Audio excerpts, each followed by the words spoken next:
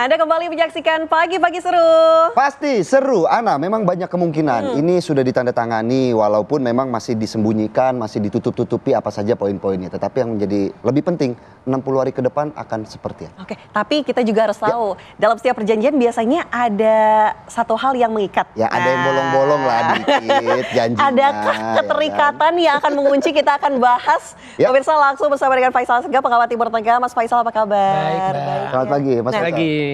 dalam kesepakatan ini yang katanya sudah MOU sudah ditekan ya secara virtual begitu. Iya. Adakah hal yang memungkinkan untuk mengunci kesepakatan tersebut walaupun mungkin ada jeda waktu ya Filipina 30 sampai 60 hari ke depan ini masih bisa dirundingkan mengenai isi perjanjian, draft perjanjian? Ya, yang paling riskan memang ada 2 poin ya. Yang pertama itu soal penghentian perang di semua front. Itu Iran secara khusus menyebut Lebanon. Jadi Gaza nggak disebut, walaupun semua front tapi yang khusus disebut adalah Lebanon. Kenapa Lebanon ini penting buat Iran? Pertama di situ ada Hizbullah. Hizbullah ini adalah milisi pertama kelompok pejuang nasionalis yang berjuang melawan agresi Israel. Karena Israel pernah invasi ke Lebanon 1982 sampai ke Beirut. Nah, jadi ini dibentuk setelah invasi Israel ke Beirut tahun 82. Terus kenapa Lebanon ini penting? Karena di situ ada basis komunitas Syiah. Lebanon ini mirip kayak Irak. Lebanon Utara mayoritas Sunni, Lebanon Selatan mayoritas Syiah. Sama kayak Irak. Irak Utara mayoritas Sunni, Irak Selatan mayoritas Syiah. Basra, terus Najaf, Karbala itu kan Syiah. Jadi itulah yang bikin riskan bahwa nanti nota kesepahaman ini tidak akan bisa berlanjut sampai ke perjanjian 60 hari kemudian. Ataupun bisa diperpanjang sesuai kesepakatan bersama. Ini titik yang paling riskan karena juru bicara Khatam Al-Anbiya, markas gabungan antara angkatan bersenjata dengan Garda Revolusi Islam Iran, itu sudah memperingatkan kalau Israel tidak menghentikan serangan ke Lebanon, maka Iran akan menghentikan itu. Karena kan beberapa hari sebelumnya itu sudah dibuktikan oleh Iran. Terus kemudian masalah Selat Hormuz. Trump itu kan bilang bahwa Selat Hormuz akan dibuka seperti sebelum perang. Artinya nggak akan ada bea lintas. Nggak akan ada bea lintas. Tapi ada biaya pelayanan. Nah, betul. jadi ada semacam biaya pelayanan, masalah asuransi, terus masalah ya layanan yang terkait dengan lalu lintas di Selat Hormuz lah. Nah ini kan ini bisa membuat ada friksi lagi antara Iran dengan Amerika Serikat karena Trump pengen tanpa bea, sedangkan Iran sudah mengesahkan undang-undang akhir Maret lalu, undang-undang pengelolaan Selat Hormuz, salah satunya menerapkan bea lintas. Dan itu dalam rial Iran, jadi mata uang rial Iran. Dan mereka juga akan berkoordinasi dengan Oman karena kan sama-sama memiliki berseberangan kan dengan Selat Hormuz. Nah, 2 itu memang yang poinnya. Cuma memang kita belum tahu isi resmi dari teks itu. Tapi saya tadi membaca setidaknya ada 2 anggota parlemen Iran yang sudah khawatir bahwa nota kesepahaman ini tidak sesuai dengan kepentingan Iran. Yang pertama disebut oleh Muhammad Manan Raisi. Dia mengkhawatirkan bahwa nanti Selat Hormuz akan balik seperti sebelumnya. Tidak ada bea layanan, tidak ada bea lintas. Nah, itu yang dia khawatirkan. Jadi tidak sesuai tuntutan awal seperti dinyatakan oleh Ketua Juru Runding Iran sekaligus Ketua Parlemen Iran Muhammad Bakir Kalibaf, bahwa dia bilang dari awal mereka nuntut bahwa Selat Hormuz eksklusif dikelola oleh Iran, jadi ada bea lintas, terus juga harus izin dari Garda Revolusi. Kemudian juga ada satu lagi namanya Misam Zuhrian, dia anggota parlemen juga. Dia mengkhawatirkan bahwa pelepasan aset Iran itu jumlahnya mungkin ada yang bilang $200 miliar atau di atas $100 miliar, itu mungkin tidak akan terjadi dengan mudah karena memang kalau kata dia, ini 2 anggota parlemen ini mengklaim sudah memiliki akses ke teks dari nota kesepahaman. Walaupun J Defense juga sudah berkomitmen bahwa ia akan mencairkan $300 miliar untuk kepada Iran gitu. Tapi kalau kita lihat kemudian kan Iran saat ini juga sudah terpecah. Artinya kalau dari Mas Faisal sendiri melihatnya ini bagaimana respon dari garis keras ataupun sayap kanan Iran untuk perjanjian damai ini yang memang sudah ditandatangani begitu? Yang jelas akhirnya Amerika dengan Iran sepakat, itu kan sebenarnya dari awal kan gencatan senjata, ingin berunding itu kan dari Amerika. Artinya Amerika boleh dibilang ini simbolik menyerah atas Iran dengan menandatangani nota kesepahaman. Nah ini yang harus dilihat bagaimana isi resminya, karena ini kan semua Bloomberg kasih versi berbeda, dibantah oleh kantor berita Iran Tasnim. Jadi memang ada versi yang berbeda, tapi yang jelas masalah Selat Hormuz sama agresi dan pelepasan aset itu menjadi salah satu 3 isu pertama. Dan yang sudah terbukti adalah bahwa sanksi penjualan minyak sudah dicabut, ditangguhkan, dan Iran sudah 2 kapal supertanker Iran yang sudah lewat Selat Hormuz, itu sudah membawa sekitar 3,8 juta barrel minyak. Oke, ini menarik sekali ya. Tapi sebelum itu kita juga akan hadirkan informasi. Kalau kita lihat juga bagaimana Presiden Donald Trump juga sudah mengumumkan ya setelah menandatangani perjanjian damai antara Iran dan juga Amerika Serikat, walaupun memang tadi Mas Faisal sudah bilang bahwa poin-poin ini masih menjadi tanda tanya. Ya, ini ada Donald Trump yang memang menandatangani perjanjian damai dengan Iran pada hari Kamis ini, tepat sebelum menghadiri acara makan malam bersama dengan para pemimpin dunia di Perancis. Betul, di KTT G7 ya, yang berlangsung di Perancis. Nah, kesepakatan ini dapat mengakhiri konflik panjang yang pecah sejak 28 Februari lalu, di mana sebelumnya perang ini sempat membuat seluruh dunia ketar-ketir. Kita lanjutkan ya dialog kita. Mas Faisal, kalau misalnya kita lihat juga orang ketiga dari relationship yang berjalan saat ini. Kayaknya orang ketiga nih kayaknya Israel, ya udah kita sebut ya Israel. Nah, Israel yang menolak begitu ya adanya kesepakatan damai antara Amerika dan juga Iran. Sempat juga dikatakan Philip oleh media setempat, media Israel mengatakan ini kegagalan besar oleh Netanyahu. Nah, bagaimana kemudian Israel akan melihat atau akan melakukan sesuatukah responnya atau malah gimana menjadi kira-kira? spoiler kegagalan yang bakal terjadi di 60 hari? Kalau kita lihat sebenarnya Israel ini bukan orang ketiga dalam perang ini. Karena memang dari awal kan serangan dilakukan bareng antara Amerika dengan Israel. Jadi dia tuh seharusnya masuk dalam upaya negosiasi, tapi memang kan dilibatkan kan? Iya, seperti Iran, Israel juga tidak pernah mau bicara berhenti perang, mau bicara gencatan senjata. Yang jelas Netanyahu maupun Menteri Pertahanannya Israel Katz sudah menyatakan mereka tidak akan mau keluar dari Lebanon. Nah, itu membuka peluang bahwa perang bisa timbul kembali sebelum masa perundingan selesai 60 hari atau diperpanjang setelahnya. Jadi memang Israel ini karena mereka sudah punya pengalaman perang tahun lalu dengan Iran, mereka masih ingin memaksakan berperang dengan Iran untuk melumpuhkan Iran. Karena bagi Israel, Iran ini adalah musuh utama mereka. Kenapa musuh utama? Karena Iran membantu pendirian Hamas, mendanai, mempersenjatai Hamas di awal dan juga jihad Islam. Jadi 2 faksi terbesar di Gaza itu ada Hamas, kemudian juga ada jihad Islam. Kemudian juga Iran mendanai dan mempersenjatai dari awal itu membantu pendirian Hizbullah, milisi paling kuat bentukan Iran. Jadi memang buat Israel selama masih ada Iran, maka Hamas, jihad Islam dengan Hizbullah ini masih bisa melakukan perlawanan bersenjata yang membahayakan Israel. Kita sudah lihat ketika serangan 7 Oktober 2023 yang memicu perang Gaza itu juga dilakukan oleh Hamas, itu dukungan Iran. Kemudian Hizbullah juga pernah berperang. Hizbullah ini berperang 3 kali. Yang pertama adalah lawan Israel 2006, setelah Hizbullah menculik dua tentara Israel. Kemudian juga perang waktu membantu solidaritas terhadap rakyat Palestina di Gaza. Yang ketiga, solidaritas terhadap Iran. Jadi memang 2 milisi ini adalah termasuk jihad Islam, ini adalah 3 milisi kuat yang didukung oleh Iran. Jadi ada cerita begini, saya kenal dengan salah satu pendiri sekaligus pemimpin paling senior Hamas di Gaza, itu namanya Mahmoud Zahar. Saya pernah bertemu dia 2012. Dia bercerita, jadi ketika Qasim Soleimani itu komandan pasukan Quds, itu yang dibunuh pada 3 Januari 2020 oleh pesawat nirawak Amerika di luar bandara Baghdad. Itu waktu itu Mahmoud Zahar bilang bahwa kita lagi nggak punya uang nih. Nah, ngomong ke Qasim Soleimani. Qasim Soleimani komandan pasukan Quds, itu sayap luar negerinya Garda Revolusi Islam Iran. Nggak lama, ya mungkin keesokan harinya ya, saya lupa, itu dibawain duit cash 22 juta dolar Iran. Dan hasil dari investigasi The Sunday Times, koran investigatif Inggris, itu dari 2014 sampai 2020 Iran menggelontorkan 220 juta dolar duit untuk Hamas. Nah, kalau untuk Hizbullah tahun lalu kabarnya itu sekitar 1 miliar dolar. Lebih banyak ya?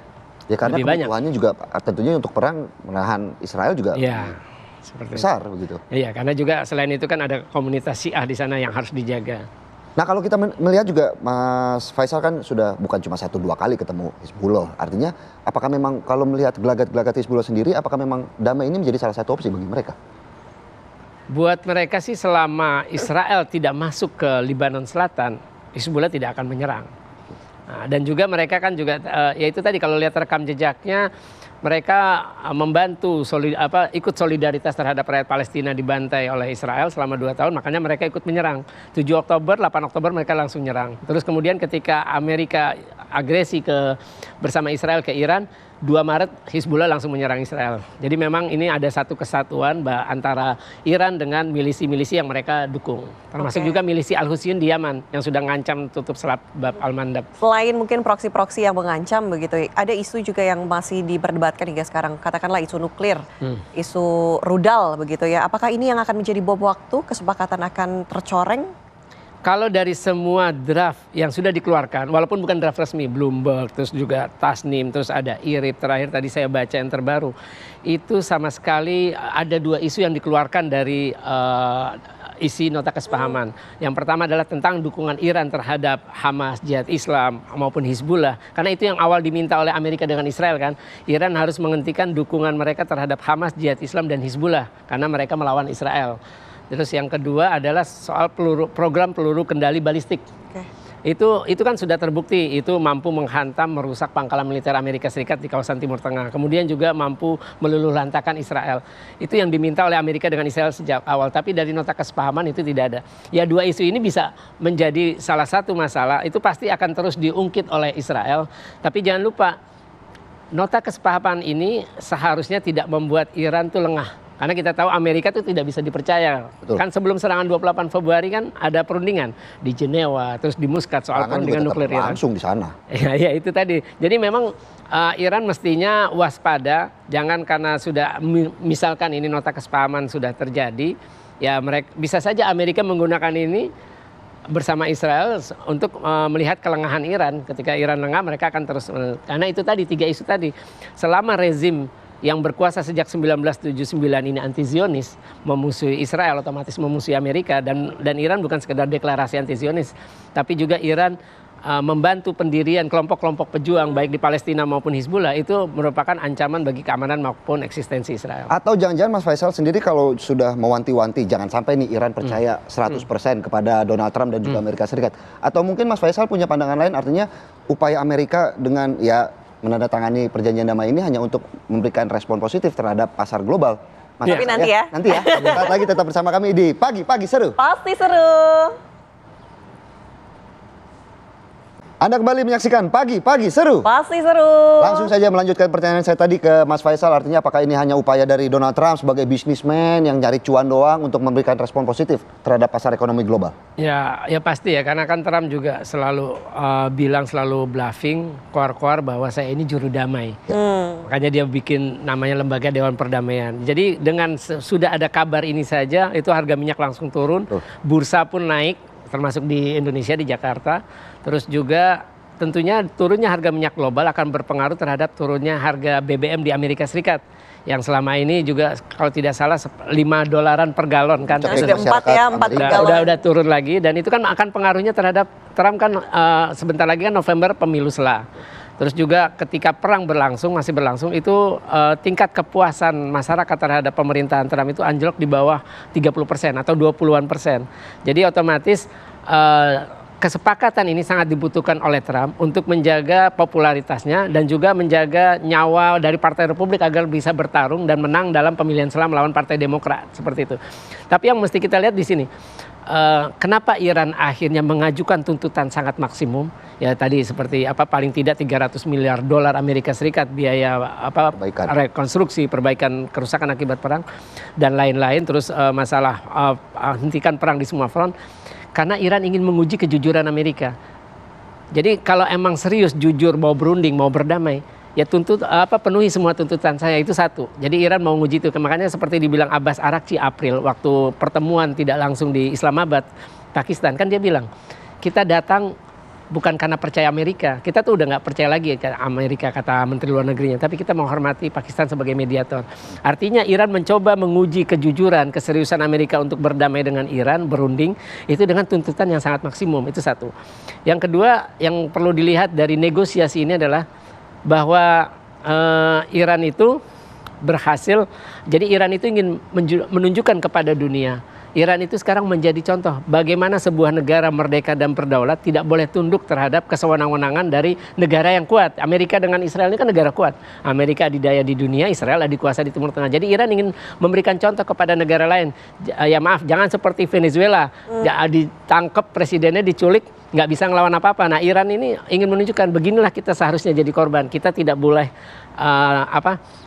diam atau menyerah kepada tuntutan pelaku. Dan juga memang nggak logis ya kalau kita memaksa korban berdamai dengan pelaku. Artinya tuntutan-tuntutan yang disampaikan Iran, tuntutan yang maksimum itu adalah Iran ingin mengambil hak-hak yang sudah dirampas. Kan mereka diagresi, makanya mereka minta agresi dihentikan.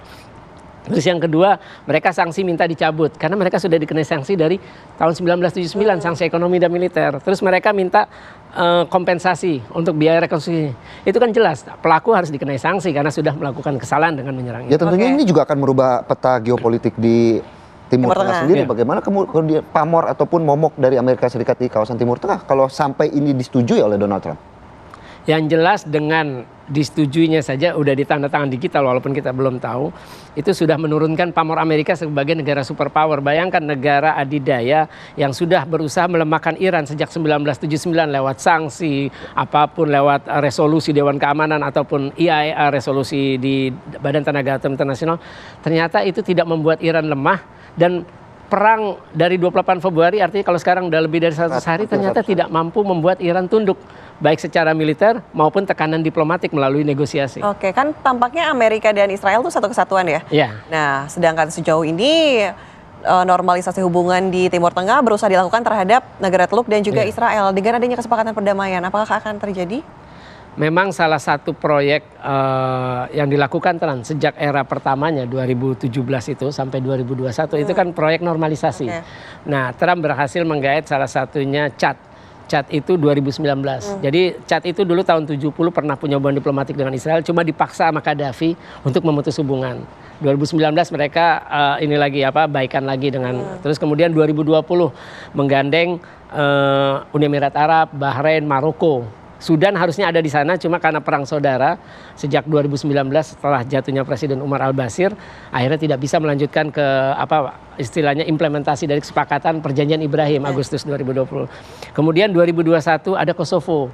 Kosovo ini menarik, Kosovo ini negara Muslim dan dia menjadi negara Muslim pertama yang punya kedutaan besar di Yerusalem. Jadi bukan di ibu kota Tel Aviv tapi langsung Yerusalem. Nah, yang terakhir tahun lalu Israel berhasil menggandeng Somaliland, negara pecahan dari Somalia tahun 1991 memisahkan diri.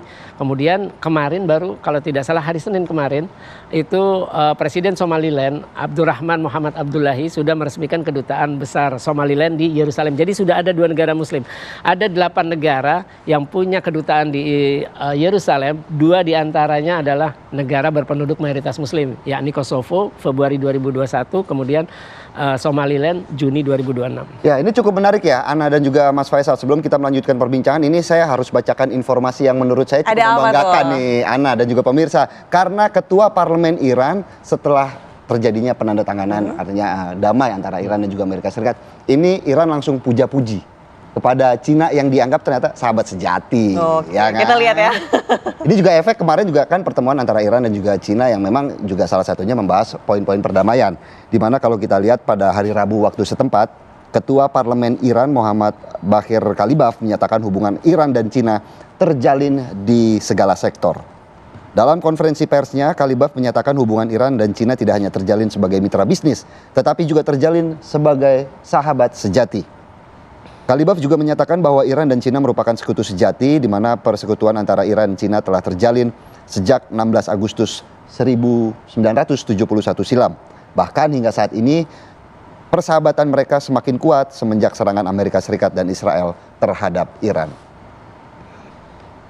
Oke, kalau kita lihat, ini menarik sekali ya, hubungan antara Iran dan juga Cina. Ketika Washington masuk, menandatangani kesepakatan dengan Iran begitu. Berarti artinya kalau misalnya Iran sudah mengatakan hal tersebut, sekutu dalam segala sektor begitu katakanlah, artinya tidak akan hubungannya tergoyahkan ya? Ya memang kalau tidak salah tahun 2021 ada perjanjian kemitraan strategis antara Cina dengan Iran. Cuma memang dalam bidang keamanan itu tidak berarti ketika Iran diserang. Ini artinya bukan kayak fakta pertahanan seperti NATO. Kalau Iran diserang otomatis Cina ikut berperang ya melawan Amerika maupun Israel. Itu tidak seperti itu. Kemitraan strategisnya memang di bidang perdagangan, ekonomi, investasi. Karena salah satu proyek itu Cina itu mendapat proyek pembangunan kereta bawah tanah di Iran. Itu salah satu proyek transportasi itu, ya? Transportasi seperti itu. Dan kalau untuk pertahanan ya pasti ada tukar menukar teknologi. Makanya kita tahu selama perang tuh ada isu bahwa Cina memberikan real time bagaimana aset-aset Amerika di pangkalan Amerika, posisi-posisi presisinya lewat satelit itu salah satunya yaitu diberikan kepada Iran sehingga peluru kendali balistik Iran bisa langsung mengenai sasaran dengan tepat seperti itu. Atau jangan-jangan juga Iran juga mau melibatkan Cina dalam poin-poin damai yang salah satunya tadi juga sudah kita bahas bagaimana 300 miliar dolar yang akan digelontorkan oleh Amerika Serikat ini akan digunakan untuk perbaikan fasilitas juga akan melibatkan Cina di dalamnya. Bisa jadi karena memang hubungan ekonomi itu sudah berlangsung. Cina ini kan berbeda dengan Amerika dalam menjalin hubungan dengan sebuah negara. Ketika kalau buat Cina ideologi negara itu nggak penting. Dia mau anggar HAM yang penting duit. Beda dengan Amerika. Amerika kan nggak sekedar berhubungan. Mereka pengen menawarkan nilai-nilai, ingin mempengaruhi dengan nilai-nilai HAM, terus nilai kebebasan kan selalu itu. Ideologi. Kalau Cina nggak peduli dengan. Ada juga bisik-bisik yang mengatakan bahwa ini setelah nanti Selat Hormuz dibuka, pembelian minyak katanya bakal jadi dolar nih. Bukan kan sebelumnya ada dikatakan yuan ya, yuan. Tapi malah dolar. Ya memang karena dolar ini masih sulit untuk dipatahkan dominasinya ya. Tapi kenapa Iran dengan Cina itu sangat erat? Yang jelas Cina 90% penjualan minyak Iran itu adalah ke Cina. Jadi Cina ini importir minyak Iran terbesar di dunia. Sementara itu kalau kita melihat jangan juga lupakan Rusia. Sejauh ini bagaimana respon kira-kira kalau dari Mas Faisal sendiri bahwa ini kan memang sudah ada poin damai begitu ya. Peran Rusia akan seperti apa? Rusia dengan kayaknya kalem-kalem aja nih Rusia ya. Rusia dengan Iran tuh udah ada perjanjian kemitraan strategis juga tahun lalu itu dicapai, ditandatangani.